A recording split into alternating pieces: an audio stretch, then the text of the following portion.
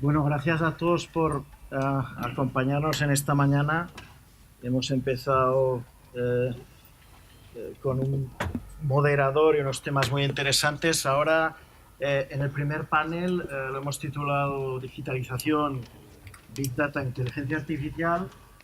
Sin duda se trata de, obviamente, una de las patas ahora mismo de innovación de todo el apartado de servicios financieros, las fintech, las tradicionales. Quizás nos vamos a organizar de la manera siguiente. Yo voy a hacer una pequeña introducción. Os voy a hablar de una cosa también que el resto de speakers no van a hablar, con lo cual voy a añadir algo original. Y luego tenemos un panel fantástico de players tradicionales, de compañías de fintech. Tenemos a Luis Colorado, director de Banca Digital e Innovación del Banco Santander. Tenemos a Luis Pascual, director de Data Architecture del Banco Sabadell. Tenemos a Marcelo Soria, de BBVA Data Analytics. Tenemos a Marc Torrents, que es cofundador de Strands y profesor de SADE, y José Manuel Aguirre, economista y director de AIS, una de las pioneras de inteligencia artificial en Barcelona. Bueno, me presento un poquito. Mi nombre es Miquel Noguers, tengo una experiencia en servicios financieros de cerca de 25 años, KPMG, Antbank, VS, y ahora pues estoy más dedicado a aspectos más de formación, de temas tecnológicos de fintech y también de Big Data e inteligencia artificial. Entonces, me dedico a dar clases en Londres, en Nueva York, en distintas universidades bueno, quizás eh, déjame introducir un poquito antes de dar paso a los distintos moderadores el por qué yo pienso personalmente que se trata de un momento de cambios sin precedentes. Eh, el título nos lo dice un poco, es decir, hemos puesto este título porque básicamente cuando Big Data y la inteligencia artificial se convierte en condición necesaria, aunque no suficiente, para tener éxito en los servicios financieros, evidentemente parte de ello es el impacto aún enorme de la digitalización, que ha cambiado también las pautas de consumidor, las pautas de los negocios. Entonces, digitalización prácticamente nos lleva a que los algoritmos son los que tienen que mantener, ofrecer, servir a los clientes, y también otras cosas que estamos intentando descubrir cómo se hacen, que es cómo los algoritmos consiguen la lealtad, consiguen la excitación de los clientes. Es una cosa de las cuales también vamos a hablar, de cómo conseguir que los algoritmos de alguna manera tomen el relevo y hagan lo que hacíamos nosotros teniendo pues, los humanos que lo hacíamos también. Antes de dar paso a Luis, decía que hay un aspecto que no hemos comentado, que no se ha comentado, que digamos que forma parte un poco también de mi background, que es el tema de estos aspectos, aspectos de Big Data, inteligencia artificial, están teniendo también un gran peso en todo lo que es la gestión de activos, inversiones, hedge funds.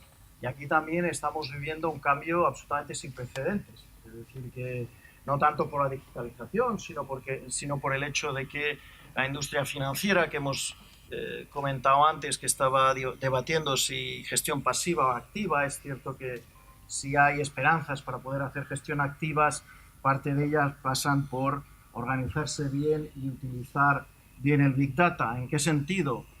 Hay tres patas. La primera sería el hecho de que hay más información y hay más bases de datos que nunca para que los portfolio managers puedan aprovechar.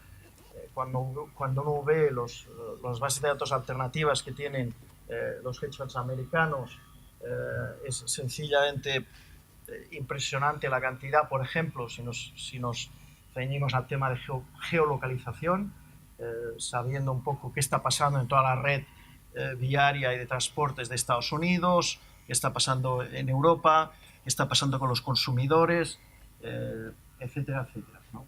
Entonces, este apartado de las bases de datos alternativas están teniendo un gran auge insisto, sobre todo en Estados Unidos. Luego tenemos la segunda pata de esta revolución de Big Data en la parte de inversiones, que sería, de alguna manera, el uso de las técnicas de aprendizaje automático y de inteligencia artificial, que antes, digamos, eran casi tabú, o sea, empezamos a usarlas hace 20 años, 15 años, luego se convirtieron casi en tabú y ahora prácticamente son una necesidad, en el sentido de que hay que incorporar algoritmos de supervisados, no supervisados, reinforcement learning, y a nivel de inteligencia artificial hay una cosa que ya hablaremos luego, que es extremadamente importante, que es el procesamiento del lenguaje natural, que tiene un potencial extraordinario, no solo en la industria financiera tradicional, sino también a nivel de inversión.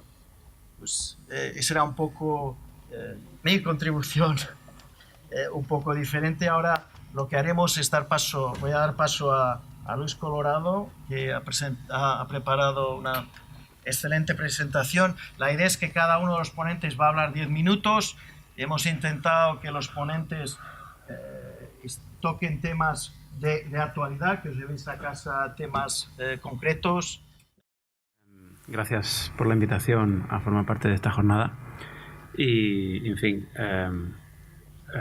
yo formo parte de BBVA Data Analytics. BBVA Data Analytics es el centro de excelencia analítica avanzada, digamos, que creamos en BBVA como, digamos, evolución de un proyecto precisamente que partía de una reflexión de cómo podemos abordar toda esa ingente cantidad de datos que ya se ha comentado en toda la introducción, que tenemos los servicios financieros, lo que representa de nuestros clientes, lo que representa de la sociedad, cómo podemos convertir eso en una oportunidad nueva, ¿no?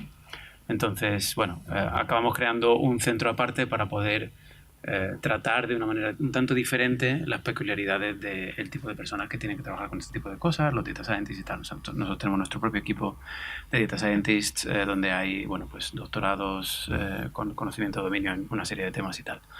Entonces, partimos siempre de esta, digamos, filosofía, ¿no? De que el conocimiento derivado, la inteligencia derivada de todos esos datos que tenemos realmente puede transformar el papel de la banca en el mundo.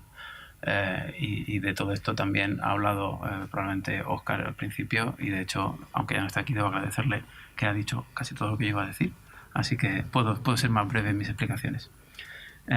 Entonces, con toda la, digamos, evolución de todas las técnicas de machine learning y demás que también hemos estado comentando, podemos hacer todo este tipo de operaciones. Realmente podemos clasificar, podemos comparar, podemos detectar, optimizar, predecir, podemos recomendar, podemos realizar una evaluación de riesgos de un tipo determinado. Es decir, podemos hacer prácticamente cualquier cosa. Y me tomo la licencia de decir cualquier cosa con mucha libertad, porque tal vez no sea así del todo, pero creo que tenemos que tener en cuenta que todas estas técnicas, que son efectivamente hoy en día quizá, no voy a decir más avanzadas, pero se pueden aplicar quizá con más facilidad, o tenemos más datos para aplicarlas, o en fin, sí que hay un contexto tecnológico que nos permite aplicarla con más facilidad. Todas estas tecnologías al final nos llevan a que en realidad cuando las aplicamos al estudio del dato financiero lo que estamos haciendo es estudiar al ser humano. Y para nosotros esto es una pieza bastante central de todo el trabajo que hacemos. Es decir, no pensemos que vamos a aplicar únicamente analítica avanzada o ciencia de datos o cualquiera de estas cosas a optimizar nuestros servicios tal y como existían, a optimizar el trabajo de los productos financieros que ya teníamos, porque eso al fin y al cabo lo que estaremos haciendo es, bueno, ser mejores en lo que ya estábamos haciendo, pero seguir con un punto de vista, digamos, que ya venía de antes, como hemos visto ya en la presentación introductoria. Al final todo está cambiando a una velocidad muy rápida y todos estos nuevos players digitales entienden muy bien que el ser humano está en el centro y que hay que irse a él. Entonces tenemos que pensar más bien en términos de qué necesita ese ser humano y de qué implica el poder ofrecer servicios a ese ser humano, y en cuanto a las implicaciones volveré después. Entonces, en cuanto al qué necesita, para lo que nos sirven los datos realmente es para entender muy bien el contexto en el que se mueve la gente. Y entender muy bien el contexto realmente es vital, porque lo que entiendo que es más o menos diferencial en cualquier servicio digital moderno es que siempre existe o es capaz de ponerse o sabe o debería aspirar a ponerse en el contexto de sus usuarios. Es decir, un Google y un Facebook y todos estos que hemos visto al principio lo que saben hacer fenomenalmente bien y que la banca, por ejemplo, pues todavía nos cuesta un poquito llegar a ese punto, es que lo que tienen que hacer es existir en el plano donde está el cliente o el usuario o el ciudadano o la persona. Pero no tienes que estar existiendo en un plano separado y que tengan que ir a tu lugar donde tú estás a consumir tu servicio o consumir tu producto. Tienes que saber meterte en su contexto. Y ese meterse en el contexto es vital, creo, a la hora de pensar en cuál es ese nuevo rol que pueden desempeñar los servicios financieros. Entonces, aquí colocado una colección de ejemplos de proyectos que tenemos funcionando en BVA. Entonces, como evolución, digamos, de un Personal Finance Manager clásico, pues conceptos como tratar de traducir tu situación financiera a unos indicadores de salud financiera, por así decirlo, traducir al lenguaje del cliente cosas que están en su cuenta, qué transacciones tiene, qué transacciones no tiene, qué es lo que puede hacer con su dinero. Desde aquí pueden establecer objetivos de ahorro, ayudarles a todo eso. Es algo que es una realidad no solo en nuestra casa, en otros lugares, pero este es uno de los proyectos que tenemos.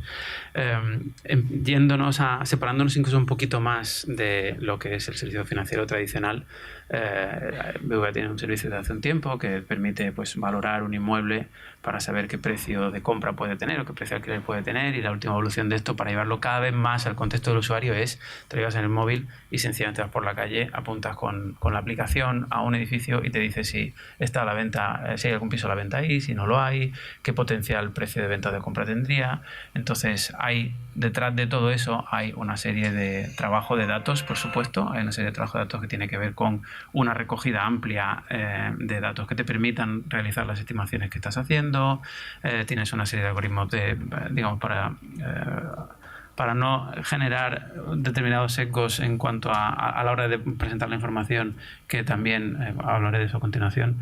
Y tiene una parte muy importante que es considerar qué está pensando el cliente en ese momento. Es decir, no te voy a dar sencillamente, no sé, un correo con aquí tienes cierta información, o tienes que entrar en la página web del banco para navegando por un montón de menús, ver dónde está, sino que me lo llevo a donde tú estás. Y esto es lo que, como decía antes, un Facebook y un Google o un Apple, esto lo saben hacer muy bien y tenemos que ir aprendiendo. Otro tipo de servicios que podemos ir creando también son, en lugar de que tú te tengas que poner a mirar cómo van tus finanzas para entender cuando tengas un hijo si vas a tener capacidad financiera suficiente o no, pues ¿por qué no creamos una herramienta para ayudarte a planificar tu vida de tal modo que te podamos estimar? Porque hemos visto en la historia de muchos clientes ya qué sucede con su vida financiera cuando tienen hijos, pues que podamos estimar para ti qué sucedería en tu vida si quieres tomar ese paso, ¿no? Entonces, se trata de ir encontrando esos intereses, esas necesidades que decía antes, que tiene la gente, y tratar de colocarte ahí, tratar de entender cómo tú puedes ayudar con tus capacidades a esa necesidad, ¿no? Y había más ejemplos al principio sobre venta de coches y otro tipo de cosas. Al final se trata de entender eso. No solo para banca de particulares, sino que también para banca de empresas. Y Óscar comentó un punto que me parecía muy importante, y es que la banca el sector de las pymes es extremadamente importante porque es el que al final acaba impulsando la economía. Pues están muy necesitados también de ayuda de herramientas. Entonces, también colocándote más en su contexto, en su día sacamos una herramienta que traducía toda la transaccionalidad de tarjetas que vemos a través de tanto nuestras tarjetas como nuestros TPV, convenientemente anonimizada y agregada, en información de valor para los comercios, para que puedan detectar oportunidades comerciales, para que puedan tratar de entender cómo están operando en comparación con la competencia, y otro tipo de variables que les permitan tomar decisiones que tal vez supongan pues expandir su negocio o de decidir cambiar una tienda de ubicación o cosas por el estilo, cómo orientar las campañas comerciales, es decir, darles a los negocios capacidad para que ellos también entiendan su contexto, que al final es vital. Al hilo de lo que se comentaba sobre PSD2 y demás, también lanzamos hace un tiempo ya un proyecto de APIs abiertas, donde hay APIs de datos agregados. Esos datos que utilizamos en nuestras herramientas para los comercios también los cedemos en forma de API para que un tercero los pueda integrar en su propio producto de inteligencia geolocalizada, por ejemplo, inteligencia comercial geolocalizada. Y hay otro conjunto de APIs abiertas financieras que quizá no tengan tanto que ver con datos, algunas sí, algunas dan acceso directamente a que un cliente pueda decidir que un tercero pueda procesar sus datos, lo cual está muy bien, por ejemplo, para muchas empresas, muchas startups del sector de fintech, muchos agregadores financieros y demás, que solo tendrían que conectarse ahí en lugar de tener que andar desarrollando costosos procesos de scraping. Porque al final y también se comentó al principio, no se trata de establecer una competencia entre la banca tradicional, vieja y pesada y polvorienta y las nuevas startups relucientes, sino que se trata de encontrar un punto de unión donde empresas quizá más pequeñas, con mucha más capacidad de ejecución ágil, pues a través de conexiones a APIs como esta, por ejemplo, pues puedan realmente encontrar nuevos nichos de valor, de tal modo que la institución financiera que abre esto captura parte de ese valor, esa otra empresa también captura parte de ese valor y se genera, de hecho, un servicio de muy valioso para la sociedad. Aparte de pensar en términos de qué modelos de negocio se pueden montar, también creemos que es muy importante traducir todo ese conocimiento y toda esa inteligencia en algo que no sea una utilidad de negocio directa, sino que tenga una utilidad para la sociedad, por así decirlo. En este sentido, pues colaboramos con la ONU y con otras instituciones y vamos a hacer algún proyecto como este de aquí, donde estudiamos el impacto que tiene la llegada de un huracán, en este caso a la península de Baja California, en México, el impacto que tiene la llegada de un huracán en la vida financiera de la gente, que al final es un reflejo de su vida normal y corriente. Y bueno, pues aquí se ve un pequeño gráfico donde comparamos, digamos, el comportamiento esperado de la población transaccional con el que hubo cuando llegó el huracán. Cuando llegó el huracán, pues bueno, las transacciones bajan mucho, tardan un tiempo en volver a recuperar la normalidad. De todo esto, pues la ONU ha estado junto con nosotros, hemos analizado, digamos, todo este comportamiento transaccional y al final salen una serie de recomendaciones de entender qué segmentos de población son más vulnerables, cuánto tiempo tardan en recuperar la normalidad, en qué tipos de bienes se ve más afectado este tipo de cuestiones y demás. Entonces, digamos, también una parte de lo que podemos hacer con toda esta nueva capacidad y que debemos hacer. Los contextos a los que mencionaba antes, el ser humano en realidad son extremadamente complejos. No es tan fácil llegar y colocarte con tu herramienta al lado del cliente y que todo funcione bien directamente. Esta reflexión me parece muy interesante y es que cuando estamos pensando en diseño centrado en el humano, que a todos nos gusta mucho hablar de esto, tenemos que pensar que a la hora de diseñar los nuevos, todos estos algoritmos que están dando inteligencia a estos productos que estamos lanzando al mercado, tenemos que tener en cuenta cómo vamos a diseñar el comportamiento de esos productos y no un comportamiento en un sentido amplio, como si estuviéramos hablando de sistemas de inteligencia artificial general, que están todavía muy lejos, pero cosas muy concretas también acaban dando un comportamiento al producto y tenemos que pensar muy mucho en cómo estamos influyendo en ese comportamiento, porque ese comportamiento se va a relacionar con nosotros, se va a relacionar con humanos. Entonces tenemos que entender muy bien qué criterios de justicia vamos a meter en nuestros algoritmos y tenemos líneas de investigación al respecto de esto, de entender en modelos, por ejemplo, de pricing dinámico, de qué modo no solo maximizamos el beneficio a lo mejor para el banco, sino que también de qué modo alcanzamos cierto criterio igualitario a la hora de hacer esa distribución de precios, porque si no vas a maximizar un beneficio en el corto plazo, pero lo vas a destruir en el largo plazo, ¿no? Al crear injusticias. Hay que entender que cuando diseñamos productos basados en datos y con estos algoritmos, hay una incertidumbre que hay que saber manejar, porque el humano se maneja en la incertidumbre bastante bien, pero cuando un producto de estos datos te da un número que es 37,58, a nosotros nos cuesta mucho pensar qué es eso, y sin embargo a las máquinas, pues bueno, es una manera normal de operar. Y si no entendemos que hay esa diferencia, pues entonces vamos a crear también, digamos, un salto muy grande entre lo que nosotros diseñemos y lo que los clientes utilicen. Requiere también todo esto que estamos haciendo, creo, un ejercicio de transparencia muy amplio o digamos que hay una oportunidad muy grande también para, utilizando toda esa capacidad de datos que tenemos, vayamos a modelos más transparentes donde utilicemos todos esos datos convenientemente para que el cliente o el ciudadano entienda mejor lo que está sucediendo. Eso requiere también educar muchísimo, porque es un poquito complicado, en mi punto de vista, que todo esto que estamos haciendo, que es más o menos complejo, se entienda a las primeras de cambio por parte del ciudadano. Si muchas veces no entienden un producto financiero que es más o menos normal, con una cierta complejidad, pero nada muy raro, en cuanto le metes un algoritmo que es el que te está ofreciendo algo, tienes que entender que el algoritmo también puede tener un margen de error y, sin embargo, piensas que la máquina es perfecta y, en fin, ahí se generan, digamos, una serie de dinámicas que hay que saber resolver. Hay también, digamos, que considerar que todo esto que hemos comentado antes al final impactan de lleno en la confianza que la institución genera.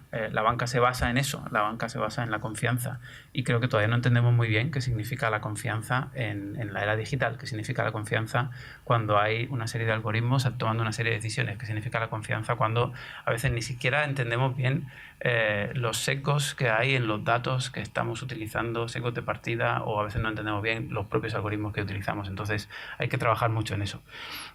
Y no se trata solo de crear, digamos, productos o herramientas que directamente nos sustituyan o nos automaticen o en fin, estos escenarios distópicos donde las máquinas nos quitan todo. Creo que hay un camino mucho más lógico y también probablemente más realizable en el corto o medio plazo, que es crear herramientas para el ser humano, es crear herramientas que nos ayuden.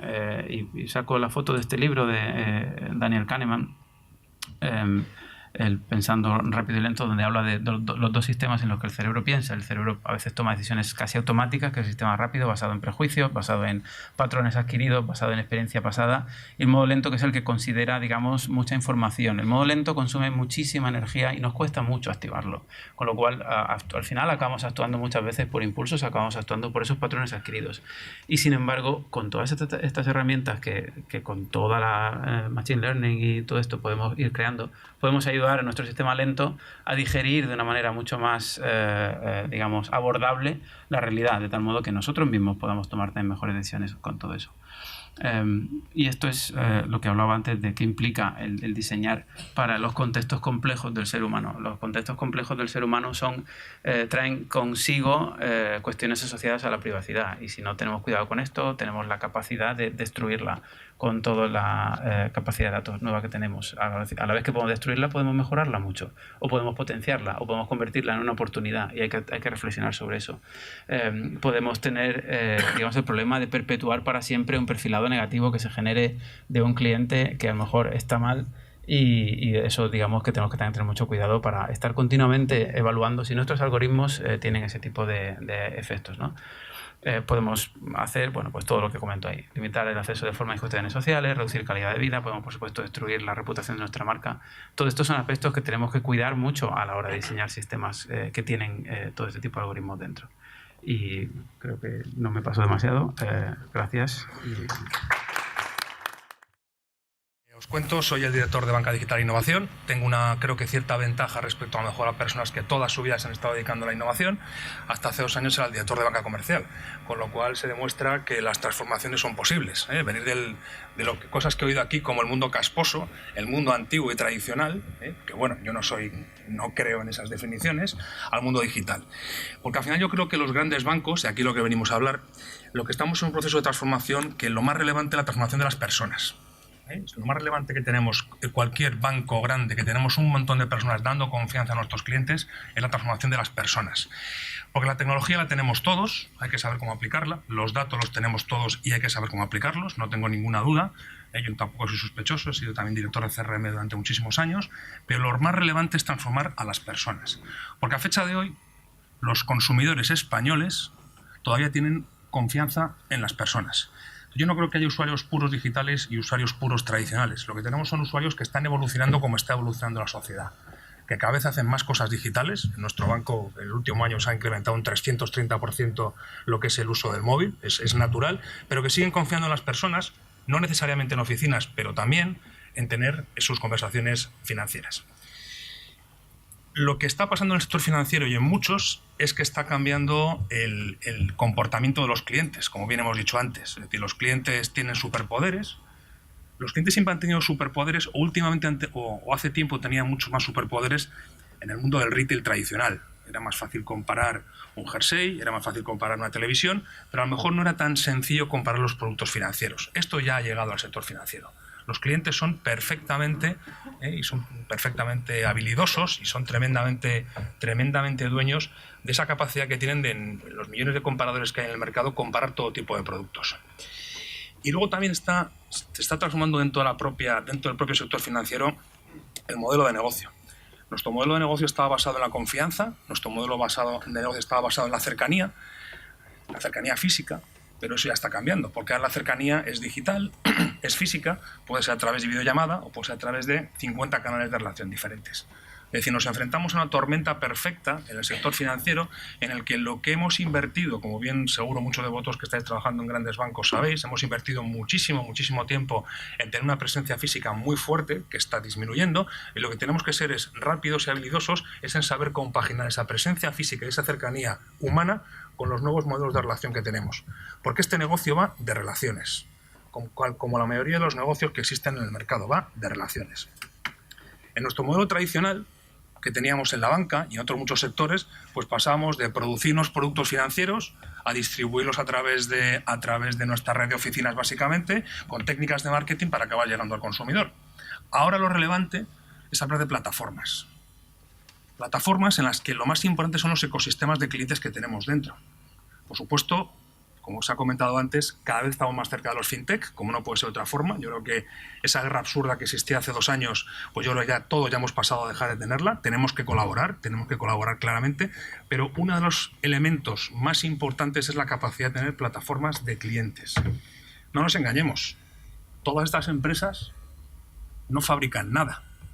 Uber no fabrica un coche y no tiene ni un coche. Airbnb no tiene un piso. Alibaba tampoco fabrica nada. Al final lo que tienen son ecosistemas de clientes a los que les ofrecen cosas. Lo relevante en cualquier negocio digital es tener un ecosistema de clientes con el que puedes acceder a personas. Por eso hay muchas fintech que son excepcionales, que les está costando muchísimo crecer porque no tienen esa capacidad de capturar ecosistemas de clientes.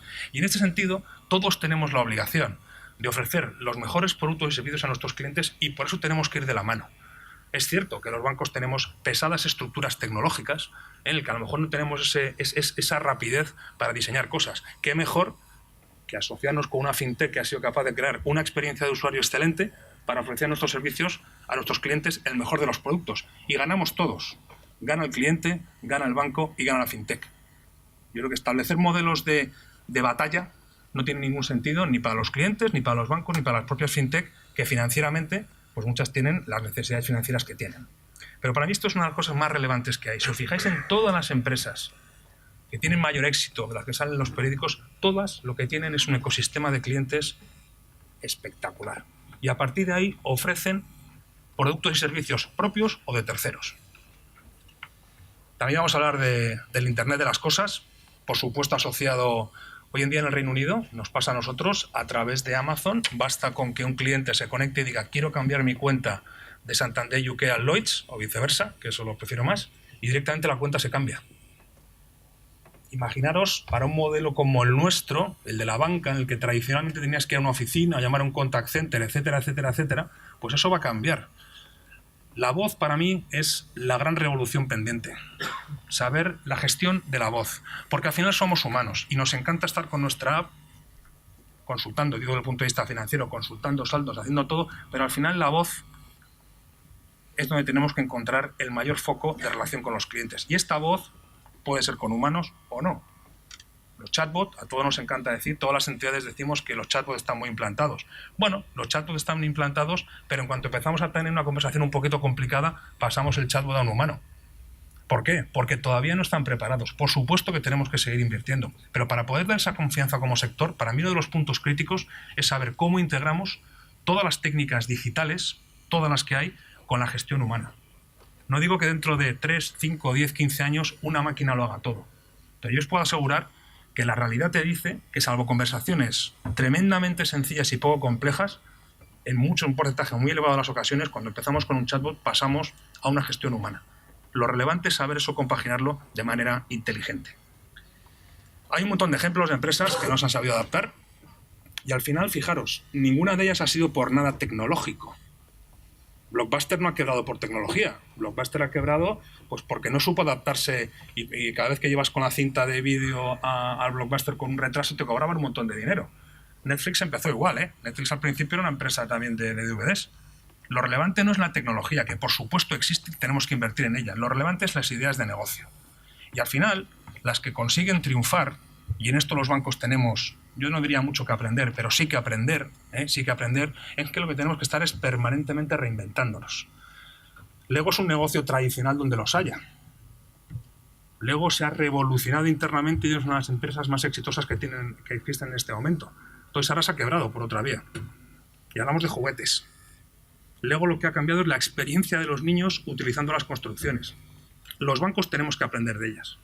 Los bancos tenemos que darnos cuenta, y ya nos estamos dando cuenta, que tenemos que reinventar el modelo de relación con los bancos. Y solo vamos a sobrevivir, permitirme que lo diga de una manera tan clara, si a los clientes somos capaces de sorprenderles y darles cosas que no se esperan. Aquí hay muchos representantes de FinTech. Por supuesto, se está desagregando todo el mundo de la relación con la banca, como no puede ser de otra forma. Y esto es bueno para los competidores. Bueno para los competidores, es bueno para los clientes, es bueno para los clientes, bueno para los competidores. Y en el fondo, fijaros lo que os digo, es bueno para el país. Es bueno para el país, porque esto hace que haya más acceso a la financiación por parte de personas y de empresas. Esto es bueno porque hace que todos compitamos mejor, porque los clientes tengan mejores productos. Y al final, el éxito va a estar en darle a los clientes lo que no esperan. El siguiente panel va a hablar de blockchain. A mucha gente se le llena la boca hablando de blockchain. Yo lo que creo es que hay que hacer que los clientes tengan mejores servicios independientemente de la tecnología que utilicemos. Porque yo estoy convencido que todos los de aquí sabéis lo que es blockchain, pero ahí fuera hay 40 millones de personas que no saben lo que es blockchain. Lo que quieren es poder hacer una transferencia inmediata al Reino Unido y que si una hija suya, por ejemplo, tiene un problema porque no puede pagar un alquiler, le llegue directamente 600 libras a esta hija en cuestión de 20 minutos. Esto es lo que intentamos hacer en el Banco Santander. Tener un compromiso absoluto con las personas y con las empresas para hacer su vida cada día mejor y, por supuesto, vivir esa migración inteligente entre el mundo tradicional y la digitalización. Porque al final, como seres humanos, nos gusta hablar con personas, ya sea por el canal que sea, y por supuesto también nos gusta hacer las cosas que no nos aportan valor a través de aquí. Muchas gracias.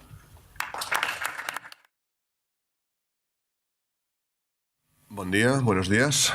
Ante todo, agradecer a los organizadores, tanto del Observatorio de Divulgación Financiera como del Centro Financer, la oportunidad que ha brindado de poder participar en este panel.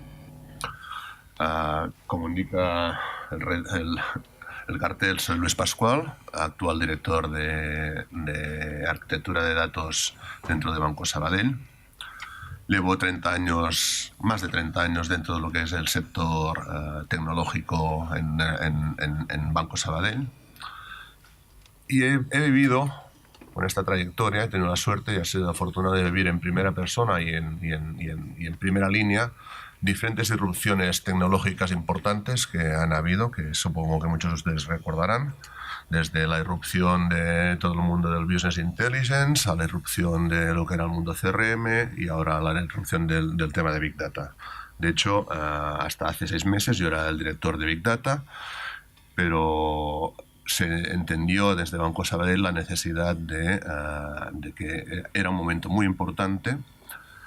Y a diferencia de las otras oleadas tecnológicas, entendemos que en Banco Sabadell hemos entendido que ahora es un momento crucial, un momento muy importante en el cual esta última oleada tecnológica tiene que batirse ante un reto muy importante, diferente del que ha habido hasta el momento.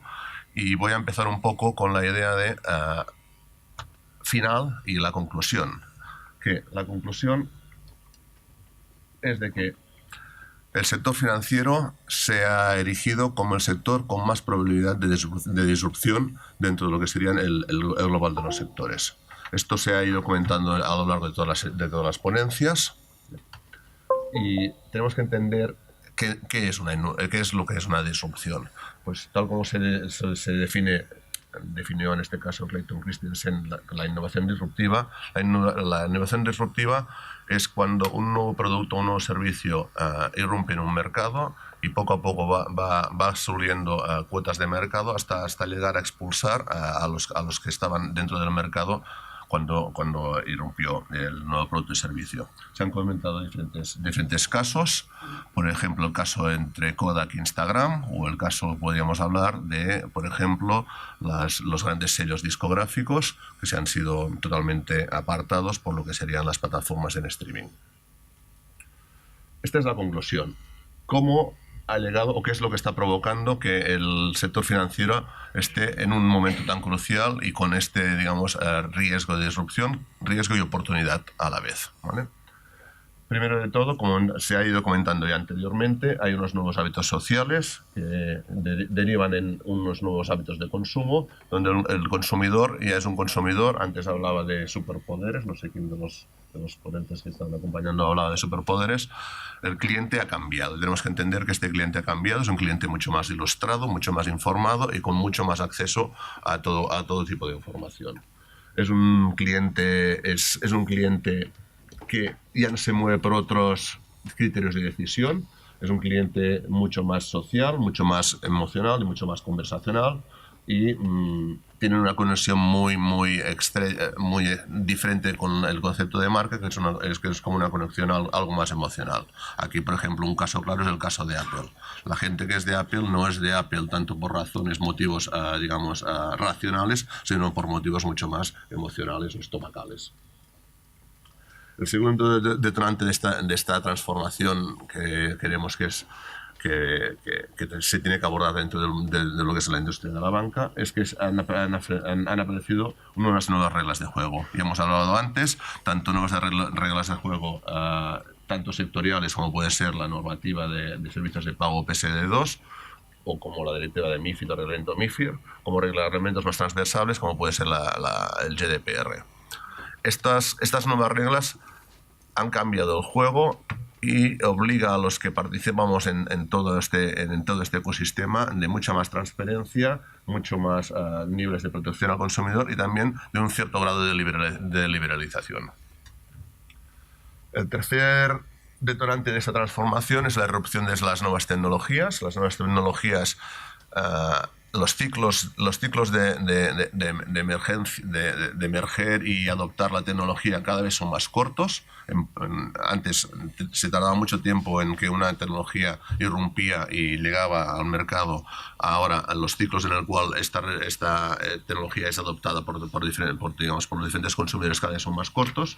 Y dentro de lo que es la emergencia de nuevas tecnologías, querría destacar un concepto importante, que es el concepto de cloud y todo lo que viene derivado con el concepto de platforms as a service o service as a service, porque en cierta forma facilita que nuevos players puedan adquirir nuevas tecnologías con mucha rapidez y a unos costes razonables.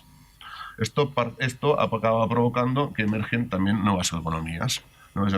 Antes también se ha hablado el caso de Uber, de Facebook, de Airbnb o de, por ejemplo, de Alibaba. Bueno, estas nuevas tecnologías facilitan que estos procesos de reintermediación dentro de los mercados, en el cual ya lo importante es lo que decía el compañero de Banco Santander, lo que serían las plataformas de clientes, porque al fin y al cabo, lo que decíamos, Uber no tiene vehículos en propiedad, Facebook no crea contenidos, Airbnb no posee viviendas, ni Alibaba posee un inventario al uso.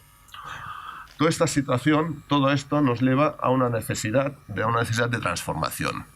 Antes, no recuerdo que el compañero hablaba de que no creía exactamente en el concepto de la transformación digital, y yo tampoco, yo creo más en una transformación global.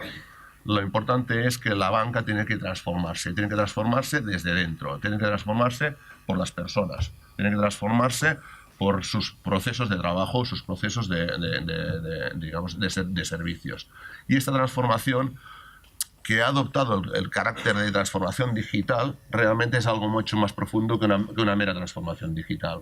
Tampoco yo creo que el cliente sea un cliente físico, un cliente digital. El cliente es cliente y a veces le apetece ser atendido digitalmente, a veces le apetece ser atendido personalmente. Depende mucho del momento vital, depende mucho de las necesidades. Obviamente, si tú tienes que hacer una transferencia, no te importa trabajar con una tablet y ordenar una transferencia a través de una tablet. De hecho, es mucho más cómodo. Es molesto tener que ir a un sitio para hacer una transferencia. Pero si tienes que hablar de cuál es tu futuro en cuanto a planes de pensiones, pues probablemente igual requieras que, aparte de que te puedas asesorar en un entorno digital, requieres también un asesoramiento y un trato personal. Por lo tanto, aquí el reto también es ver cómo nuestros canales de distribución, digamos, físicos o estándares de toda la vida, adoptan también este carácter mixto, porque no solamente se trata de que la plataforma digital irrumpa desde un punto de vista de capacidad de ofrecer servicios y productos, sino de que nuestra red de distribución física entienda también de este nuevo, digamos, paradigma digital. En todo esto, esta transformación, obviamente Big Data tiene un papel no es un papel fundamental, los datos es un papel fundamental, pero no es lo único. E insisto en la idea de que es un medio que tiene que ayudar a esta transformación. ¿Cómo tiene que ayudar en esta transformación? Pues primero de todo en mejorar lo que es el concepto de experiencia de cliente. Pues básicamente a través de lo que sería aplicación de técnicas de análisis avanzado, de algoritmos predictivos, algoritmos de basket análisis, ser capaces de ofrecer los productos y servicios adecuados y sobre todo en el momento adecuado, y aquí añadiría, y en el lugar adecuado. No podemos esperar que los clientes entren en nuestra oficina cuando quieren las cosas. Tenemos que ser capaces de ofrecer nuestros productos y servicios en el momento del consumo. El segundo papel en que Big Data puede participar es en ser más eficientes, tanto en nuestros procesos y servicios como también en lo que es la propia calidad que ofrecemos de estos procesos y servicios. Utilizando técnicas de análisis somos capaces de ver cuál es, digamos, el punto de fuga por ejemplo, en una conversación dentro de lo que sería el marco digital. ¿De acuerdo? El tercer rol del Big Data, aunque es el menos sexy, pero es muy importante porque ofrece confianza, es el concepto de la protección y la prevención. Prevención de fraude, prevención de riesgo, todo lo que tiene que ver con lo que es seguridad en todo lo que es el manejo de los datos y el manejo de los pagos, que al fin y al cabo ofrecen este sentido. Ahí, obviamente, la aplicación de scores de riesgos, la aplicación de patrones de comportamiento, sobre todo es muy importante detectar dentro de lo que es la prevención de fraude, detectar el concepto de anomalías. Finalmente, dentro de lo que sería el rol del Big Data, los nuevos servicios basados en datos. La idea es, tenemos datos de clientes, ¿por qué no hacemos algo que los propios clientes puedan, digamos, disfrutar de sus datos y sacar valor de sus propios datos? En este caso, tenemos tanto desde análisis comparativos de ventas a partir de sus transacciones, como serían la familia de Kelvin Retail y Kelvin E-Commerce, que es un poco la información, a partir de la información de lo que es los medios de pago, dar información a los retailers y a las e-commerce de cómo está yendo su negocio, parecido a Commerce 360 de BBVA, o por ejemplo la plataforma de Kelvin Atlas, que es una plataforma abierta. Os invito a entrar a kelvinatlas.com. Es una plataforma abierta donde realmente podemos ayudar a alguien, por ejemplo, que quiere expandir o quiere, entrar en un comercio en una zona, poder escoger la zona a partir de la información que le ofrece Kelvin Atlas en cuanto a lo que es las transacciones que han habido por sector, nacionalidad, horarios, etcétera, etcétera. ¿Vale? Con esto ya acabo ya. Importante. Y me gusta acabar con esta frase de estar donde estés, porque si de algo va todo esto es de que no podemos esperar que los clientes... La banca tradicional anteriormente se movía en que cuando alguien quería algo, iba a la oficina y el cliente venía. Esto se ha acabado. Nadie quiere un préstamo. Lo que quiere es comprarse un coche. Nadie quiere... Nadie se levanta por la mañana y piensa, a ver qué me ofrece hoy el banco. No funciona así nuestro negocio, es otro tipo de negocio, por lo tanto tenemos que ser capaces de trasladar nuestros productos y nuestros servicios donde ocurren las cosas y cuando ocurren las cosas. Eso es todo. Muchas gracias. Molt bé.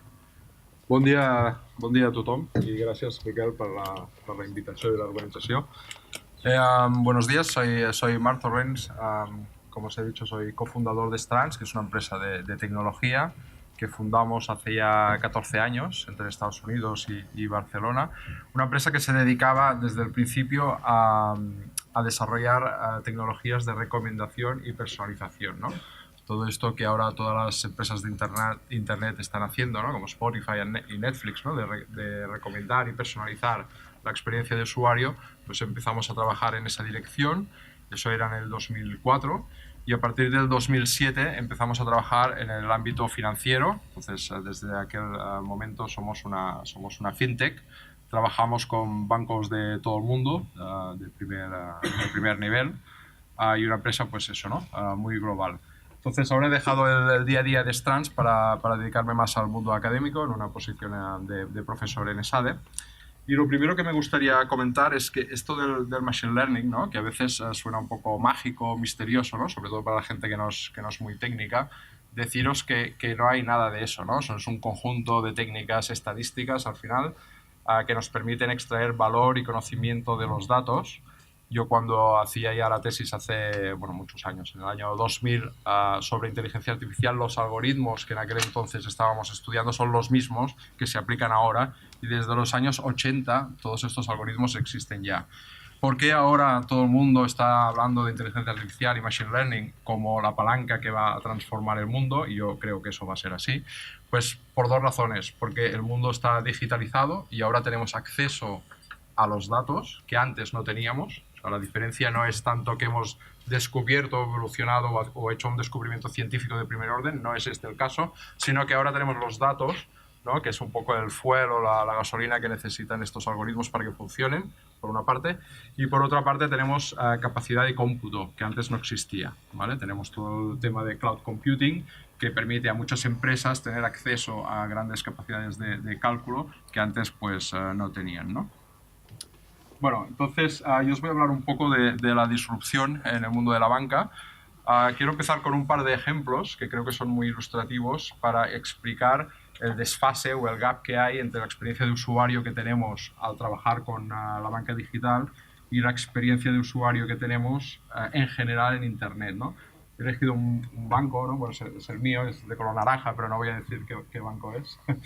Y entonces aquí un poco en esta pantalla lo que estaba haciendo era intentar buscar movimientos, ¿no? En mis cuentas, por ejemplo, todos los movimientos en pizzerías, ¿no? Que he tenido el último año, ¿no? Entonces aquí me piden un rango de fechas, un rango de montantes, en qué cuenta están estas transacciones, todo eso para encontrar unas transacciones que yo tengo en mi conjunto de transacciones, que al final son unas 500 al año de promedio por usuario. O sea, aquí no estamos hablando de Big Data, ¿no? Ni de cosas muy complicadas, es un listado de transacciones que caben en un Excel y que puedo gestionar desde el móvil sin ninguna complejidad, ¿no? Y entonces es un ejemplo de la dificultad que tengo yo simplemente para hacer una cosa tan sencilla como encontrar una transacción con un concepto para una cuenta bancaria, ¿no? Si esto lo comparamos con la experiencia que tenemos como empresas como Google, pues es increíble, ¿no? Porque Google me permite hacer una query, ¿no? Una query no estructurada, es decir, utilizando lenguaje natural, me completa la query de forma inteligente, ¿no? Y me permite encontrar no una transacción dentro de mis 500 transacciones, sino un documento o una imagen o un vídeo o una noticia entre toda la información que existe en Internet. Y esto lo están haciendo desde hace 20 o 30 años. Es decir, el desfase es gigantesco, ¿no? Entonces, un primer comentario en defensa de la banca, ¿no? Que son nuestros clientes al final, es que realmente es una situación que considero que es muy, muy injusta, ¿no? Porque el sector bancario ha sido el único sector o uno de los sectores pioneros que nos ha ayudado a desarrollar las ciencias de la computación tal y como las conocemos ahora. O sea, en los años 60, 70, 80, 90, etcétera, era quizás el único sector que realmente impulsaba y hacía innovación en bases de datos, en transaccionales, en seguridad, en encriptación, etcétera, ¿no? O sea, que es un sector que ha impulsado toda la tecnología tal y como la conocemos ahora, pero por muchos motivos ahora hay un desfase que para el cliente final es realmente pues, muy, muy tedioso y un poco bestia, ¿no? En este sentido. Otro ejemplo es el último en este sentido. Si yo quiero transferir 20 euros de mi cuenta a otra cuenta, ¿de acuerdo? Esto es una transferencia, obviamente es digital, aquí no hay nada físico que se mueve, pues si lo hago antes de las 12 del mediodía son 24 horas, ¿no? Si lo hago después del mediodía son 48 y si lo hago el viernes, pues ya no sé, ¿no? Son 3 o 4 días, ¿no? Y estoy transfiriendo 20 euros de una cuenta de aquí a otra cuenta de aquí, ¿no?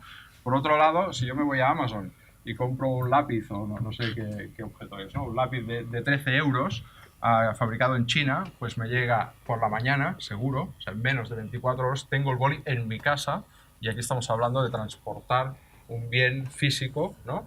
A la puerta de mi casa y sin ninguna comisión, sin ningún gasto de envío, etcétera, ¿no? Con lo cual, las experiencias de usuario que nos encontramos en Internet comparadas con la experiencia de usuario de la banca digital, pues hay un desfase que es muy, muy grande, ¿no?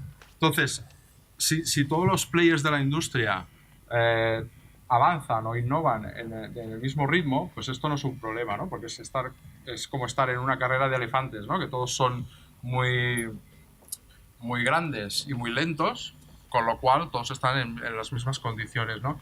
Lo que pasa es que eso está cambiando.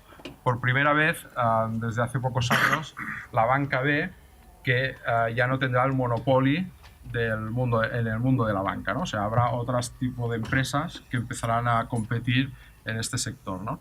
Y a nosotros nos gusta hablar de la teoría del sándwich, ¿no? Porque por arriba tienen la amenaza de las grandes empresas de Internet, ¿no? Amazon, Apple, Google, Facebook, etcétera, que claramente están empezando a ofrecer mecanismos de pago y van a entrar más y más en el mundo más tradicional de la banca. Y por el otro lado tienen miles y miles de startups, de fintech, que están ofreciendo servicios muy específicos, muy verticales aún, pero que claramente están amenazando el negocio tradicional de la banca, ¿no? O sea que están presionados, ¿no?, por los gigantes de Internet y por las pequeñas empresas de tecnología, ¿no? Entonces, si analizamos un poco la evolución hacia la banca digital, pues en un análisis así muy simple, ¿no?, es una situación muy clara de win-win, ¿no? Todo el mundo gana, ¿no? Porque la banca puede operar de una forma mucho más eficiente, porque operar a través de un canal digital es mucho más eficiente que a través de oficinas. Eso está muy claro. Y para el cliente final, pues también es ideal, ¿no? Porque podemos estar en la playa el domingo y hacer una transferencia o contratar una tarjeta de crédito, con lo cual es muy conveniente, ¿no? Pero si vamos un poco más allá en el análisis, veremos que hay una serie de cosas que hemos ido hacia atrás, ¿no? Y es esta relación de personalización y de recomendación que antes sí que teníamos con la persona en la oficina, que le podías contar tus problemas, tus objetivos, yo me quiero jubilar, o me ha pasado esto, o necesito un crédito porque tengo esta situación, ¿no? Yo podía tener este tipo de interacción muy humana y muy personalizada, y a través de la banca digital hemos perdido ese contacto con el cliente, ¿no? Y nos ofrecen algo que es muy cómodo y muy práctico por una parte, pero por otra parte es una relación muy fría y de muy baja calidad, ¿no? Porque vas a la banca online, ves las transacciones y los balances, pero la banca no me está ayudando, ¿no?, a resolver ningún problema de mi día a día ni a tomar ninguna decisión, ¿no? Bueno, entonces creemos que un poco esto va a cambiar, ¿no?, por fuerza. Entonces los bancos tienen que empezar a pensar a cómo pueden identificar necesidades y objetivos concretos que la gente tiene para poder ayudar al cliente a tomar esas decisiones y a cumplir con esos objetivos, ¿no? O sea, es cambiar completamente el modelo, y en vez de decir yo tengo este catálogo de servicios y productos financieros y espero que los clientes vengan a mí y seleccionen o adquieran el producto que necesiten, en vez de esto es identificar las necesidades y proactivamente el banco tiene que ayudarnos a tomar decisiones o a conseguir a los objetivos que tengamos en nuestra vida, ¿no? Vale. ¿Cómo se puede hacer esto? Bueno, este es un poco el enfoque tecnológico que proponemos, y bueno, que todo el mundo hay un consenso muy amplio, ¿no? Es la gran ventaja competitiva que tienen los bancos con respecto a las grandes empresas de Internet es utilizar los datos transaccionales que han ido colectando a lo largo de las últimas décadas, porque estos datos modelan muy bien, de forma muy explícita, cómo vivimos el día a día, mucho mejor que los datos que Apple o Facebook o Google puedan tener, que son datos más aspiracionales de lo que nos gusta o lo que nos gustaría ser, y en cambio los datos que los bancos están recogiendo son datos muy explícitos de nuestro día a día y que modelizan muy bien cómo vivimos, ¿no? Entonces se trata de aplicar Machine Learning o estadística un poco compleja para extraer conocimiento o inteligencia de estos datos transaccionales, y cuando tienes ese conocimiento pues puedes diseñar nuevos modelos de negocio, ¿no? Y un ejemplo, ya para terminar, podría ser es posible detectar, por ejemplo, qué clientes tienen una mayor propensión a comprarse un coche en los próximos 6 meses. Eso se puede deducir analizando los datos transaccionales. Entonces, un modelo podría ser, por ejemplo, que el banco pues hace un acuerdo con un distribuidor de coches o con una marca de coches y de repente ofrece 5.000 potenciales clientes a una marca de coches, ¿no? Y eso sería un ejemplo de cómo el banco puede ayudarnos a resolver objetivos personales, ¿no?, cambiando completamente el modelo de negocio tradicional, ¿no? Sería un ejemplo de disrupción en este sentido. Y ya está. Muchas gracias. Bueno, ante todo, buenos días y gracias por darnos la oportunidad de presentar nuestra empresa y nuestras experiencias. Dificultad y oportunidad. La dificultad de ser el último del panel es que ¿qué les voy a contar que no se haya contado, ¿no? Y lo disruptivo va a ser que sea un poco provocador, si me permiten, para tratar de cambiar un poco la dinámica. Ha sido muy profundo lo que se ha dicho, me queda muy poca cosa por agregar, pero de nuevo intentaré ser disruptivo. No sé cómo funciona esto. Creo que mi primera disrupción es que esto no funciona, ¿no? Pero bueno, para no perder tiempo y tratando de ir ganando, sí, estamos, como dice el autor chileno, en cambio, ¿no? No sé si lo han escuchado, Cambia, todo cambia, esa famosa canción que cantaba Mercedes Sosa, y cambia, y seguirá cambiando, no hay ninguna duda, ¿no? Creo que para bien, es inevitable. Yo tenía aquí algunos ejemplos de cambio. Lástima que no tenemos sonido. Esto tenía unas peliculitas muy bonitas. Es parte del cambio que no puedo ver muy bien, pero algo me acuerdo. El primer cambio es que nuestros clientes... fui banquero 30 años, así que voy a ser bastante crítico del sector bancario. En varios países. Fui banquero en Estados Unidos, en Argentina, en México, y ahora estoy en ICE. ICE, como decía recién Miquel, se fundó hace 30 años y se llama ICE Application of Intelligent Systems. Fíjense qué visión de Ramón Trías, nuestro presidente, de crear una empresa hace 30 años que se llamaba Aplicaciones de Inteligencia Artificial. Mark me lo dejó picando, como se diría en términos futbolísticos. Las metodologías que se utilizan hoy día no son nuevas, que va, tienen décadas. Un ejemplo es que ICE, nuestra empresa, organizó los Juegos Paralímpicos de Barcelona 92 utilizando algoritmos genéticos.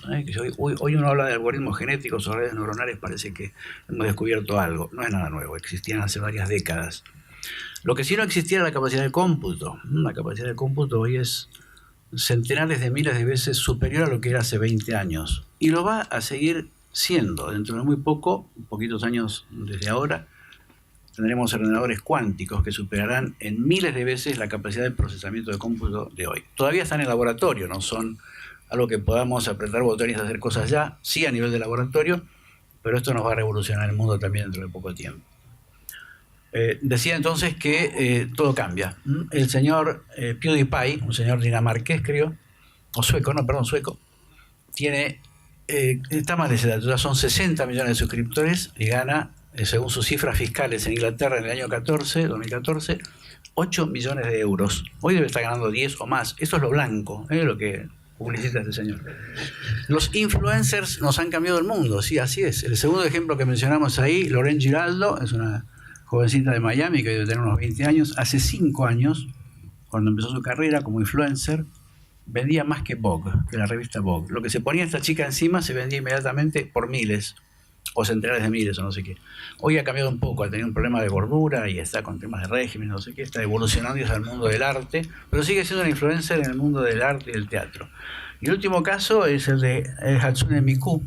Hatsune Miku es una cantante japonesa que no existe, es una cantante virtual. Y lleva a los escenarios de Japón 10, 12, 15 mil personas, una cantante que no existe, que es un muñequito, es una figura virtual que canta y 12.000 personas la aplauden. Lástima que no tenemos la peliculita que estaba incluida en la presentación. Bueno, ahí hacía también un poquito de referencia a lo que ya hemos hablado, que no vamos a seguir viendo ahora, de que Airbnb no tiene ningún edificio y es el principal operador de hotelería. Marriott tiene 200 o 300 inmuebles en el mundo y Airbnb vende más que Marriott y no tiene nada. Pero bueno, no vamos a tocar ya ejemplos que se han visto recientemente. Me gustaría ir más. Bueno, esta es la peliculita de los dos casos, ¿no? De este muñequito virtual en Japón y de Lauren Giraldo, que pasaremos de largo para ahorrar tiempo porque tenemos poquito. La inteligencia artificial, que es lo que utilizamos en ICE, es la simulación de procesos humanos a través de máquinas o de software para conseguir resultados. Como decíamos recién, esto no es nuevo, es bastante viejo, en realidad muchas décadas de existencia. Y está evolucionando bastante, no llegó a la perfección. Actúan como humanos, tratan de ser humanos, pero no lo son. Esta es la realidad, ¿no? ¿Por qué sucede ahora? Bueno, lo dije hace un ratito. Porque la capacidad de cómputo es cientos de miles de veces superior y esto nos permite manejar muchísima más información y que estos algoritmos aprendan. Vamos a utilizar algunos minutos para dar algunos ejemplos concretos de lo que hace nuestra empresa utilizando algoritmos genéticos, redes neuronales y las técnicas que no vamos a entrar en detalle por cuestión de tiempo en el mundo financiero. Pero antes permítame ser, como dije, provocador, con cosas que se han dicho aquí muy bien, con las que yo comparto y que creo que podemos agregar algún matiz que nos va a gustar, creo. No sé, a lo mejor a los banqueros no les gusta. Una de las ponencias fue muy buena en el sentido de que, claro, estamos hablando de que las plataformas son disruptivas en general porque tienen grandes cantidades de usuarios. Esto es aplicable a Uber, Airbnb y a varios otros, ¿verdad? Lo que creo que podemos matizar es que todos ellos se dedican a medir la satisfacción del cliente. Pequeño detalle, que la banca, con perdón de los banqueros, no se dedicó a hacer en el pasado. Vuelvo a repetir, fui banquero. En los 80 mirábamos al banco, desde la dirección del banco, como ¿qué? Como el balance. El balance, el activo, el pasivo, los servicios. En los 90 y un poco más nos dedicamos a los productos. Teníamos la estupidez, perdón, fui banquero y me siento con derecho a poder decirlo, veíamos al banco como los productos. Un mismo cliente era atacado por tarjetas, por hipotecas, por no sé qué, por depósitos. Y recientemente nos dimos cuenta que tenemos clientes. Por suerte, aleluya. Más vale tarde que nunca. Pero ahora sí, el cliente de 360 grados y todas estas cosas. Muy bien. Pero también es cierto que como dice en alguna de las cositas que muestro por aquí, creo que la siguiente. Dice algo mal también. Bueno. Nos encontramos con que las técnicas están siendo utilizadas un poco equívocamente. Fíjense, aquí hay algunos ejemplos de errores que nos produce la inteligencia artificial. No los voy a repetir, ustedes lo pueden leer por ustedes mismos. Lo que quiere decir que esto está en proceso de mejorar, en proceso de ir evolucionando, y lo hará, ¿no? Lo hará. Estas, como recién decía Miquel, las técnicas de reconocimiento de imagen o tratamiento de texto, ahora vamos a dar un par de ejemplitos muy rápidos en que los estamos utilizando, todavía están en proceso. La inteligencia artificial, inteligencia artificial no llegó todavía al nivel de perfección del cerebro humano. Todavía no hemos llegado. A lo mejor llegue, pero por ahora no. Decíamos recién que la inteligencia artificial puede ser un generador de buenos servicios para nuestros clientes.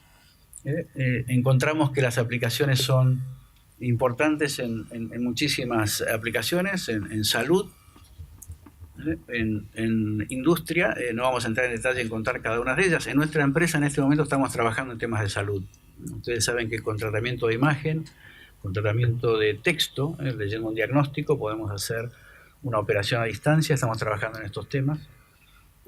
En temas de industria podemos mejorar mucho los procesos productivos utilizando ingentes cantidades de datos que nos dan las máquinas, por ejemplo, y los sensores que tenemos por todos lados, mejorando los procesos. En transportes ni hablar.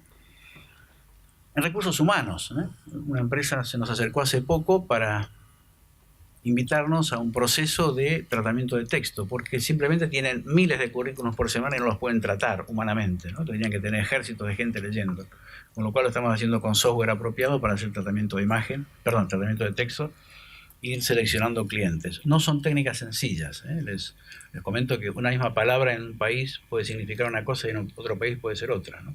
Un batacazo en España es algo que se hunde, que se cae. Un batacazo en Sudamérica es algo que mejora. La bolsa dio un batacazo, quiere decir que subió. En España es justo al revés. Un ejemplo, podríamos encontrar cientos o muchos ejemplos. Y estamos haciendo tratamiento de texto en México, después les contaré un caso. Pero bueno, volviendo a mi disrupción, a mi tratar de cuestionar a los banqueros, de los que me siento muy unido y parte. No hemos visto a tiempo al cliente. Ahora hablamos del cliente a 360 grados y es la transparencia que sigue, creo. Pero nos hemos acordado un poco tarde. Ojalá que lo hagamos bien esta vez. Coincido en que no todos los clientes son digitales, pero por una cuestión biológica, ¿no? Ustedes se habrán dado cuenta que ya no soy millennial, pero dentro de poco los millennials van a ser la mayoría. Con lo cual los invisibles o las distintas categorías, los baby boomers, iremos desapareciendo y serán todos digitales. Y ahora los seres humanos nacen con un nuevo ingrediente, que es el teléfono. Mis nietos, mis hijos, todos ya nacieron con teléfono, ya es parte de su cuerpo, es un nuevo órgano, con lo cual no nos olvidemos, este es el futuro, ¿no? Esto no tiene reversión, no va para atrás. No está bien ni está mal, es esto, es así, el que no lo ve, lo siento. Y digo que lo siento porque todavía hay banqueros que no ven en la fintech una amenaza, lamento decirlo. Ahí menciona un libro bastante conocido de Brett King, a quien conozco personalmente, es conocido. Brett King dice en estos libros que la banca va a desaparecer. Bueno, yo creo que se le va la mano, creo que exagera un poco. El pequeño detalle es que Brett King es socio de una fintech. Pero bueno, él en sus 3 libros dice, es así, en sus 3 libros anuncia la desaparición de la banca. Yo no creo que la banca vaya a desaparecer, lo que sí creo es que va a cambiar, o debería cambiar sustancialmente, ¿no?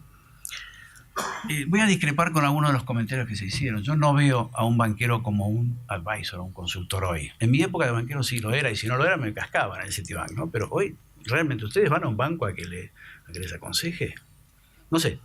Brett King dice que no, de ninguna manera, hace cruces. Brett King, el que escribe estos libritos. Yo no sé si iría a un banco a que me aconseje sobre mis finanzas, no lo sé. Y no quiero hablar de ciertas situaciones en España hace poco tiempo. ¿Saben a qué me refiero? La imagen de banquero ha cambiado. En algunos países de Sudamérica los banqueros disimulan, no son banqueros, no usan corbata, y no porque no sean millennials, porque de hecho no lo son, sino porque si los reconocen como banqueros, y me refiero al caso de Argentina, los atacan, o los hubieran atacado por lo menos en la época de Corralito, ¿no? Y en muchos países iberoamericanos pasa lo mismo, el banquero va disimulado, no quiere aparecer o ser banquero en público. Esto es solo el principio, las cosas van a seguir cambiando y mucho, ¿no? Fíjense, ahí está la lista de las profesiones más buscadas por la banca hoy día en Estados Unidos. Me olvidé de mencionar el tema de las sucursales. De nuevo, no digo que vayan a desaparecer, no desaparecerán, pero en el año 2015 en Estados Unidos, Miquel lo puede confirmar creo, desaparecieron miles de sucursales bancarias, y no por ninguna crisis, simplemente porque la gente no iba a los bancos. Esto es Estados Unidos 2015, no es la prehistoria, ¿no? Con lo cual, el modelo de negocios de la banca tiene que cambiar. Coincido con lo que se ha dicho en presentaciones anteriores, que esto tiene que suceder y rápidamente, porque si no, el negocio corre un gran peligro. El sector financiero ya perdió el negocio de las transferencias en manos de TransferWise y muchas otras, y seguirá perdiendo negocios en la medida que no avance. Muy rápidamente, Miquel ya me indicó que estoy fuera de tiempo, comentar muy rápidamente casos donde no puedo dar nombres en algunos, en otros sí. ¿Qué estamos haciendo en temas de anticipación de calidad de cartera? Este es el primer caso donde ponemos un banco líder en España. Hemos mejorado los modelos de alertas, es decir, los modelos que predicen que una clientela, un segmento de clientes, o inclusive un cliente puede pasar de una situación de normal a una situación de non-performing en X tiempo, ¿no? En este caso en 45 días. Lo hemos hecho con técnicas de inteligencia artificial, es un banco local y ha mejorado su capacidad de predicción con un Gini, como dice allí, del 95%. Parece muy alto, la capacidad de predicción medida en términos matemáticos del 95% es casi la perfección, pero es así. Utilizando técnicas de Machine Learning, por supuesto. Donde la clave en 2 palabras es que estas técnicas nos permiten encontrar muchísimas más vinculaciones entre distintas características y no solo el análisis tradicional de lo que pasa con los coeficientes corrientes, de la evolución de ventas. Aquí se pueden ver árboles de cientos de diferentes variables y predecir interrelaciones y anticipar con mucha más precisión que con las técnicas tradicionales los deterioros de cartera. Vamos a ir muy rápido. Una fintech también de este mercado, no es de catalana, pero una fintech que utiliza técnicas de extracción de datos, como se mencionó hace un poquito, de agregación de cuentas. Entramos en las cuentas corrientes, en este caso son personas, pero lo podemos hacer perfectamente con pymes o con SMEs. Analizamos sus flujos de caja de los últimos 6 meses y podemos casi instantáneamente fijarle un crédito en base a su cash flow. Fíjense cuánto más predictivo es esto, poder manejar sus ingresos y egresos, poder calificarlos y poder determinar un cash flow para fijar un límite, que con el tradicional enfoque de voy a ver sus coeficientes, su balance, la evolución de venta de hace 6 o 9 meses, que era lo que hacíamos como analistas tradicionalmente. 2 ejemplos más y termino, Miquel, creo que vale la pena. Y si no, me echas. Aquí 2 casos muy interesantes en México. La primera es un scoring proactivo para ofrecer a nuestros clientes, como se dijo anteriormente, y sorprenderlos con una oferta antes de que vengan a nuestra casa. Y el segundo caso en Banorte, donde estamos mejorando los modelos de predicción de anticipación de deterioro de cartera usando clipping. Es decir, ponemos máquinas, ponemos software, robots, en los medios de comunicación de tipo social o en los medios de prensa para bajar información y hacer tratamiento de texto anticipando situaciones. Y con esto termino.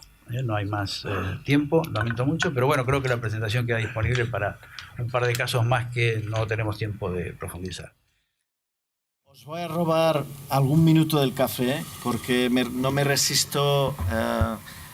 No hemos querido recortar las presentaciones que me parecían fantásticas, pero sí me gustaría preguntaros una cosita para que todo el mundo se lleve a casa también alguna cosita más. Es en vuestras organizaciones, ¿en qué nivel, en qué grado de implementación del Big Data estáis? ¿Cómo os veis? ¿En un grado ya de madurez, en un grado de desarrollo, en un grado un poco incipiente? ¿Cómo situaríais la implementación de Big Data o si queréis ser más globales en general en el sector financiero? Empezamos, no sé. Que es fácil. A ver, yo creo que todas las entidades, al menos las entidades grandes, y los compañeros lo van a corroborar, tenemos un grado de analytics ligados al Big Data muy elevados. Lo que yo creo que es el siguiente reto, y en esto yo creo que hay diferentes niveles, es la implementación práctica de qué hacemos con los analytics de los clientes. Es decir, yo creo que podemos hacer métodos de inteligencia artificial que den un poquito más, que el marginal nos dé un poquito más, pero donde está el punto crítico es si somos capaces de, con lo que ya sabemos de los clientes, ofrecerles soluciones de multitud de cosas que sean suficientemente atractivos para ellos. Coincido bastante con las apreciaciones de Luis. Sencillamente quería añadir que probablemente en algunos proyectos o en algunos productos ese nivel de aprovechamiento, digamos, es muy avanzado, en otros está muy por detrás. Hasta que se generalice, por así decirlo, en todo el portfolio de productos, lleva tiempo. Y lleva tiempo por un factor que también mencionaste al principio y creo que es extremadamente acertado, y es que lo principal no es la tecnología está ahí. Lo principal es el cambio cultural que tiene que haber en la organización para poder desarrollar todo eso, para poder implantarlo, para convencer que hay que cambiar los procesos, para todo eso. Eso es lo que realmente lleva mucho más tiempo y ahí, bueno, pues también hay distintos grados de avance, digamos.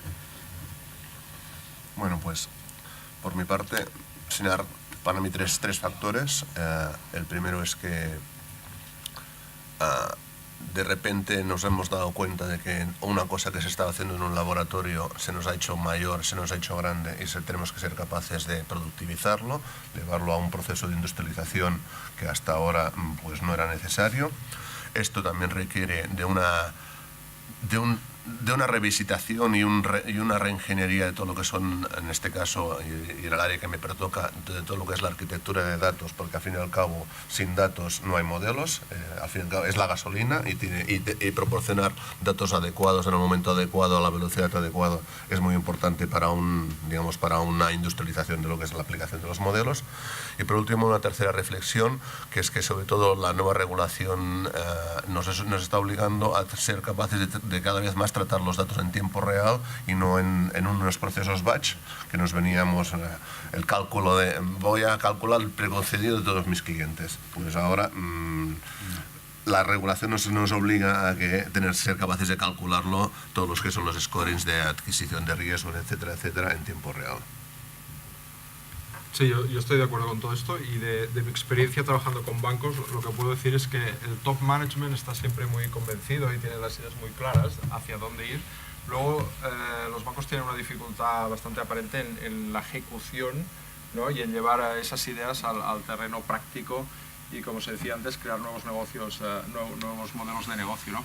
Pero hay casos muy claros que a mí me sorprenden, ¿no? Que no se puedan implementar, ¿no? Por ejemplo, cuando un cliente tiene un determinado nivel de saldo en la cuenta y el banco sabe que al cabo de 2 semanas viene el seguro del coche y que va a estar en negativo. A mí me pasa cada mes de agosto, ¿no? Nunca me acuerdo, y el 15 de agosto estoy allí en Grecia y ¡pam!, el seguro del coche, ¿no? Que es una cosa que no me acuerdo porque pasa una vez cada año. Es muy sencillo, ¿no?, hacer un algoritmo de reconocimiento de patrones para saber que ese cliente cada mes de agosto tiene una factura, ¿no?, pues que Entonces, y alertar al cliente de forma proactiva y ofrecerle una solución antes de que pase el descubierto, ¿no? Son cosas que el top management en los bancos lo tienen muy claro, pero luego en la ejecución, ¿no? En el día a día, pues ahí es donde hay un poco más de dificultad, pero bueno, están en la buena dirección, obviamente. Quizás, digo por los compañeros y por mí, no estás en el banco adecuado. Has comentado antes que estaba, solamente lo dejo caer, lo dejo caer, solo lo dejo caer. Exacto, luego hablamos. Perfecto. Muy bien, nuevamente el enfoque adecuado y un comentario un poco marginal, ¿no? Nuestra empresa opera en 20 y tantos países. España en general está bien, yo diría a nivel de digitalización de la banca o digitalización de procesos o offering de omnicanalidad, que es de lo que estamos hablando. Operamos básicamente en Iberoamérica y todavía se sigue mirando a España como un arquetipo o un modelo a seguir por parte de los países sudamericanos y centroamericanos, ¿no? Valga esto comentar además que todavía creo que estamos en comparación con los países del norte de Europa un poquito por detrás en cuanto a la digitalización de procesos y de negocios y utilización de la omnicanalidad en general. Creo que ayer en un evento se mencionó algo de que estamos en el 55% en utilización de Internet en banca, cuando países del norte de Europa están en el 70 y algo. Pero bueno, dicho esto, de todas maneras creo que estamos en general en el sector financiero, tanto bancos, entidades financieras o fintechs, en el camino correcto, creo. Muy bien. ¿Alguien de la audiencia quiere preguntar alguna cosa a los ponentes, al panel? ¿Sí? Yo tenía una duda respecto del futuro de las entidades bancarias y del sector bancario, porque si realmente la competencia que está surgiendo en este mercado es de las partes que tienen mayor retorno, es decir, los pagos, porque un banco por sí, si tiene un 4% de retorno, no va a tener muchos competidores que quieran acceder a este negocio. Pero si le están sacando parte de lo que es de mayor rentabilidad y ellos se van a quedar con la parte menos rentable, ¿cuál va a ser su futuro? ¿Puedo? Sí, una respuesta provocativa de nuevo. El negocio de las transferencias de fondos o de los pagos no es que lo estén perdiendo ahora los bancos, lo vienen perdiendo hace décadas. Cuando yo estaba a cargo de exterior en Citibank y tenía que liquidar una importación en país X, no venía a pagarme la empresa a mí, me pagaba a través de su trader. Esto hace 30 años. Porque el trader le cobraba un porcentaje muy pequeñito y el banco técnicamente le arrancaba la cabeza en las comisiones. Ahora, esto pasó a nivel de las personas. Los bancos en general no se han dado cuenta de que cobrándole un 7, un 8% por una transferencia al señor que transfiere a Londres, el cliente se le va a ir. Y a través de utilizar una maquinita me cobran el 0,5. No hay mucho que hablar. Pero este proceso no es nuevo, esto viene pasando hace mucho tiempo y está en la línea de lo que decían los colegas de darse cuenta al tiempo y de producir el cambio cultural, de entender al cliente. Esto no es nuevo, ni es un peligro real. Claro que es un área rentable y que los bancos han perdido, ya la han perdido, ya está. Hay que tratar de no seguir perdiendo rentabilidad por otros negocios. Este ya está perdido, es muy difícil que lo recuperen, salvo que, bueno, compren al TransferWise o cosas por el estilo. Es una broma, claro. Yo creo que tú has dicho varias cosas interesantes. Yo creo que el futuro de los bancos depende en esta era digital, de conseguir acercarse otra vez al cliente y diferenciarse en la era digital. Si eso no sucediera, obviamente hay muchos players que sí saben hacer bien eso, como las plataformas. Entonces, yo creo que si los bancos no quieren ser transformados en factorías de productos, tienen que hacer que, lo que hemos dicho aquí, que los algoritmos tomen el relevo y hagan ese servicio al cliente que Marc ha explicado algunos ejemplos, mucho mejor, estén más cerca. Si no, va a ser relativamente, entre comillas, fácil para las plataformas, porque eso ya han probado que saben hacerlo. Entonces los bancos tienen que saber diferenciar sus productos y sus servicios. Ese es, yo creo, el reto en la era digital. ¿No? Estamos totalmente de acuerdo. O sea, yo hay un tema, a ver, yo creo que sí que es cierto que durante el pasado se ha perdido determinadas partes del negocio y que todas estas famosas gafas lo que van a atacar es a los núcleos rentables. porque también esos núcleos rentables son los que no exigen tener licencia bancaria. Digo, porque hoy en día para la licencia bancaria, que a lo mejor eso muchos de vosotros no lo sabéis, pues se exige nada más que para tener depósitos, para tener cuentas corrientes. Entonces va todo por un mix de todo lo que han dicho todos los panelistas, ¿no? Es decir, hay que fijarse en el cliente es lo primero. Eso nos va a implicar en muchos casos, en algunos negocios, pérdidas de rentabilidad, y lo que tenemos que ser en los bancos es rápidos en transformar nuestros modelos de distribución tradicionales, que sí que es cierto, yo no me gusta utilizar la palabra son pesados, pero sí que es verdad que son grandes, y tenemos que adaptar lo que son nuestras políticas de distribución a las nuevas realidades de negocio, en el que, pues lógicamente, como pasaba en el pasado, cobrar un 8% por una transferencia a Londres es que es inaudito, cuando TransferWise lo hace a precios mucho más bajos, y hoy en día hay plataformas que, oye, que ya lo estamos haciendo pues a comisión cero, ¿no? Entonces lo que hay que ser es muy rápido adaptándose a las diferentes propuestas que tienen digamos las fintech, estar siempre pensando en el cliente y, segundo, adaptar nuestras estructuras de distribución al futuro. Yo creo que esos son los tres puntos críticos de nuestro sector. A mí me gustaría añadir que si miramos con cierta perspectiva lo que ha pasado en otros sectores, por ejemplo, el caso claro de las telcos, la normativa y la legislación llevó a las telcos a lo que es la disgregación de lo que es la factoría de los servicios, de lo que era la comercialización de los servicios. En el mundo de la banca está pasando algo parecido y tenemos que ser capaces, los diferentes bancos, a saber situarnos si queremos ser Telefónica o queremos ser Movistar. Ya nadie o sea, Movistar ha acabado siendo la plataforma de comercialización de Telefónica, ha acabado adquiriendo lo que es la entidad de marca por delante de Telefónica. Es algo parecido a lo que tiene que pasar con el mundo de la banca. Es la segregación de lo que es la producción de los servicios o la factoría de los servicios y los productos de lo que es la propia comercialización de productos y servicios propios o de terceros. Muy bien, pues muchísimas gracias a todos.